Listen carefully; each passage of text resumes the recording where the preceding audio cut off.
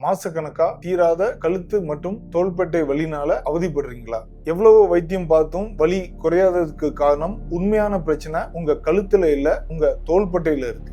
சமீபத்துல எங்க கிட்ட வந்த அந்த 65 வயது அம்மாவிற்கு 6 மாசமா கழுத்து மற்றும் தோள்பட்டையில் தீராத வலி, தோள்பட்டைக்கு மேல் பகுதியிலும் வலி கொஞ்சம் பரவி இருந்தது. இனிஷியலி இது ஒரு சாதாரண நெக் ஸ்ப்ரெயின் தான் இருக்கும்னு சொல்லி மாத்திரை, தைலம், பிசியோதெரபின்னு எல்லாத்தையும் செஞ்சு பார்த்துருக்காங்க. ஆனா வலி கொஞ்சம் கூட குறையல. நாட்கள் போக போக அந்த வலி அவங்களோட கையோட அசைவுகள் குறைக்க ஆரம்பிச்சது. கொஞ்சம் மேல் ஷெல்ஃப்ல டப்பாவை எடுக்கணும்னா கூட வீட்டுல வேற யாரையாவது கூப்பிட வேண்டி இருந்தது. சரி, வயசாச்சுல, இதெல்லாம் சகஜம் தானேன்னு மனசை தேத்திக்கிட்டு வலியோட இருந்திருக்காங்க.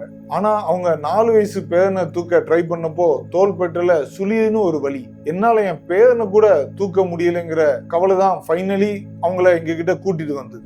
நாங்க அவங்கள முழுசா பரிசோதனை செஞ்சோம். அவங்க சொன்ன ஒவ்வொரு சின்ன சின்ன விஷயத்தையும் கவனமா கேட்டோம். அப்போதான் நாங்க ஒரு முக்கியமான விஷயத்த கவனிச்சோம். தோள்பட்டை ரொம்ப பலவீனமா இருந்துச்சு. கழுத்து நல்லா இருக்கும்போது தோள்பட்டையில மட்டும் ஏன் இந்த பலவீனம்? அப்போ பிரச்சனை கழுத்துல இல்ல, வேற எங்கேயோ இருக்கு. ஸோ அந்த அம்மா அனுபவிச்ச கழுத்து வலி ஆக்சுவல் ப்ராப்ளம் இல்ல, அவங்களோட உண்மையான பிரச்சனை அவங்க தோள்பட்டையில தான் இருந்துச்சு. நம்ம உடம்புல தசை நார்கள் ஒவ்வொன்றும் இணைஞ்சிருக்கும். ஒரு இடத்துல பிரச்சனைனா அது இன்னொரு இடத்துல வலியை உண்டாக்கும். கை தூக்க வேலையை செய்ய வேண்டிய அந்த சதைநார் பலவீனமான இருந்ததுனால அந்த முழு பாரத்தையும் அவங்க கழுத்து தசைகள் தான் இத்தனை மாதமாக தாங்கிட்டு இருந்துச்சு. எம்ஆர்ஐ ஸ்கேன் ஒன்று எடுத்து பார்த்தப்போ எங்களுடைய சந்தேகம் உறுதியாச்சு.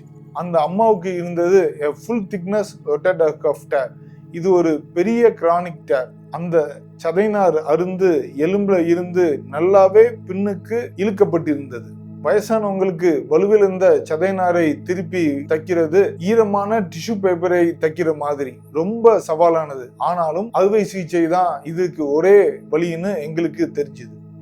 ஆனால் அறுவை சிகிச்சைங்கிற வார்த்தையை கேட்டதும் அந்த அம்மாவுக்கு பயந்துட்டாங்க. அது மட்டும் இல்லாம அவங்களுக்கு ஏற்கனவே சுகர் மற்றும் ஹை பிபி அழுத்தம் போன்ற பிரச்சனைகள் இருந்துச்சு.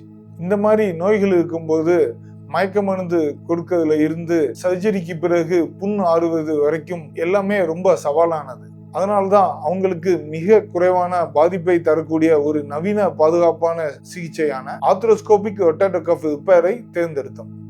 பெரிய காயங்கள் எதுவும் இல்லாம ஒரு சின்ன துளை வழியா கேமராவே உள்ளே செலுத்தி கிழிஞ்ச சதை நாரை ரொம்ப துல்லியமா எலும்போட இணைச்சிடலாம்னு எக்ஸ்பிளைன் பண்ணிருந்தோம். இதனால வலி ரொம்ப கம்மி, குணமுடைய காலமும் ரொம்ப குறைவு. சர்ஜரி வெற்றிகரமா முடிஞ்சது. அதுக்கப்புறம் முறையான பிசியோதெரபி பயிற்சிகளை அவங்களுக்கு கொடுக்க ஆரம்பிச்சோம். அவங்களுடைய தோள்பட்டை கொஞ்சம் கொஞ்சமாக பலம் அடைய ஆரம்பிச்சது. 6 மாசமா அவங்கள வாட்டி விதைச்ச கழுத்து மற்றும் தோள்பட்டை வலி இருந்த இடம் தெரியாம போயிடுச்சு. சில வாரங்கள்ல அவங்களுக்கு தோள்பட்டை வலியும் இல்ல, கழுத்து வலியும் இல்லை. எந்த பேரனை தூக்க முடியாம மனசு உடைஞ்சி போனாங்களோ அதே பேரனை எந்த பயமும் வலியும் இல்லாம நம்பிக்கையோட சந்தோஷமா அள்ளி தூக்கினாங்க.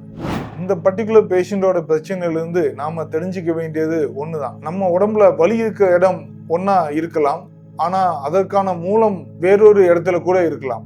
சரியான மூல காரணத்தை கண்டுபிடிச்சு சிகிச்சை கொடுக்கிறது தான் ஒரு முழுமையான நிரந்தரமான தீர்வுக்கு வழிவகுக்கும். நன்றி, வணக்கம்.